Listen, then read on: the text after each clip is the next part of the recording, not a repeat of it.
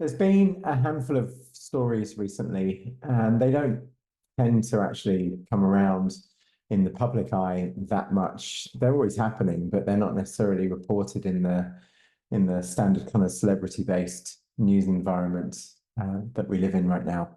But to give you an example, so TikTok has been sued by the US Justice Department for illegally collecting children's data and knowingly allowing users to create accounts under 13 years old.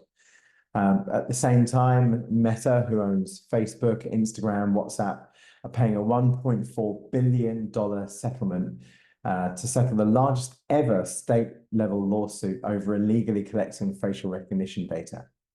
By the way, Google are also facing the same charges, so watch this space on that. I feel that there's a kind of environment of guilty until being found guilty. Also, we could see this as how asking for forgiveness is better than asking for permission. And that's just business as usual. The way that it is seemingly happening is that we can kind of act in whatever way we wish in large corporations, specifically in this case, big tech, until being found out of being unethical. And then it's wrist slap, fine paid, quietly pushed under the carpet. And it's, I think, significant at this time of recording August 2024, because I suspect the landscape will move towards somewhat a different perspective. But these things should not be forgotten about. If you do a search, let's say you do a Google search or using any of your search engines that you like for the most ethical companies, you'll see some familiar names. And oftentimes they're the ones facing the most horrendous lawsuits based on unethical practices. And so the question could be, how can the most ethical companies be the same ones as committing literally the biggest crimes against ethics? And I think the time we're in at the moment versus the time we'll move to is like fire on demand, humans first innovation, if you like. When we first found out that you could create fire on demand, the first thing we did was essentially to burn everything we possibly could. We tried to heat our caves undoubtedly and ended up burning everyone inside. It democratized power. You didn't necessarily need to be the largest person anymore in warfare, because if you could create fire on demand, then you have a distinct advantage. And so over time, of course, with fire on demand, what you try and do is you find the most fueling mechanisms. And I imagine that grass and leaves and other things were found to be flammable, and we move forward, and then we eventually arrive at even more flammable substances. And that, I think, is what's happening at the moment. This is fire on demand in the technology landscape. And so we're celebrating the largest and most glorious fires, but the best fuel that has now been obviously indicated, not at least by the AI innovations and all of the big tech platforms, is personal and private data. One could argue that the best fuel is human rights. And if you put human rights onto the fire, then all kinds of amazing commercial upside comes. You can bypass what would be right, and you think, well, if someone's a child, a minor, and they're creating an account, hey, it's a new account for us. Or I know that we could turn the cameras on and use biometric information and kind of ask people for it. But equally, if we're not found out, then why not? You know, it's good for business. It's good for business for us to act ethically. It's good for business to build a fire fueled by human rights, because the entire industry, including the investment landscape, sees that as good practice. And I've been in incredible meetings with investors who class themselves as ethical and as freedom-based, that obviously are that within the context of pouring human rights onto the fire. So it's like, we believe in human rights because, you know, you're allowed to sit next to fire. It's like, you can't apply ethics retrospectively. You can't act unethically and then reverse into that as an excuse or a oops, we did it again. It's like it doesn't work that way. And it's one of the reasons why the HBR piece from a few years ago saying the ethical dilemma at the heart of big tech companies.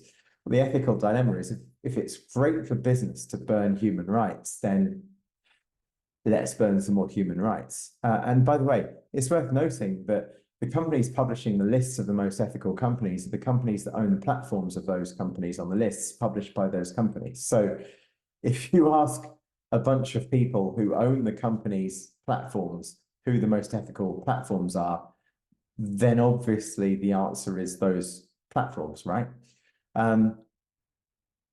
I think that the landscape of this fire on demand, of which human rights is the fuel, changes over time. And in the same way as all kinds of human innovation goes through phases, what I'm personally involved in building, and I'm hoping to use this platform to meet other people who are building things like this, is for an industry, for a landscape and a society that isn't there yet.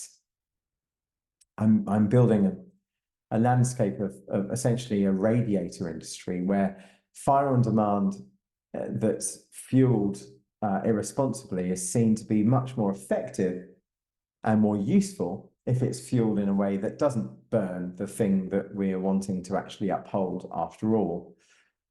And let's take the Universal Declaration of Human Rights as an example.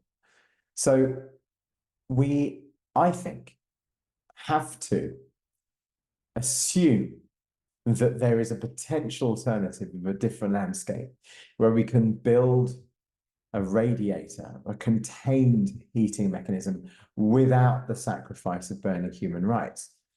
In the face of everyone celebrating how big and powerful the fire can be. And until it's seen that there is more responsible and, I think, correct ways of building heat, building value from warmth, I think it will be small voices and small channels and small media that is bubbling and probably censored, probably hard to find.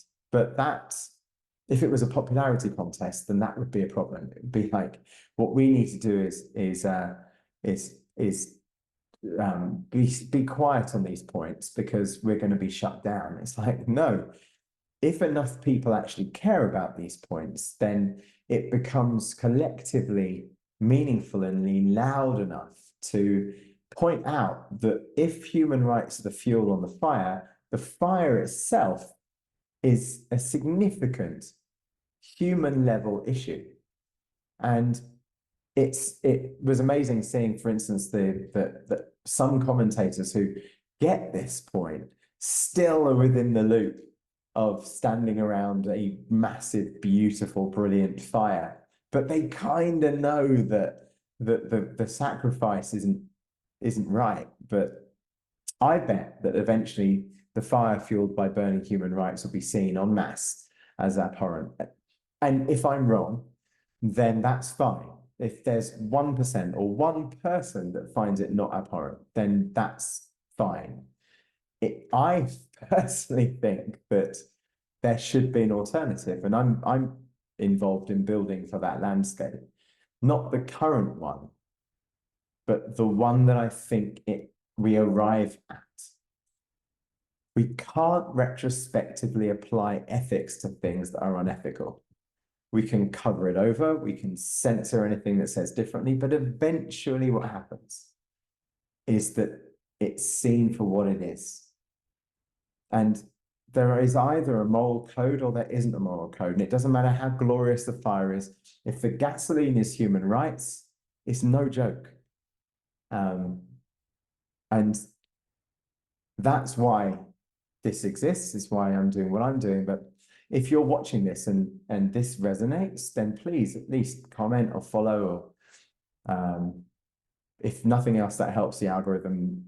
That then means more people can see this kind of stuff, and the future conversations that I'm really looking forward to having with various practitioners who are trying to build for the alternative, build for the metaphorical radiator industry versus the gasoline is human rights industry.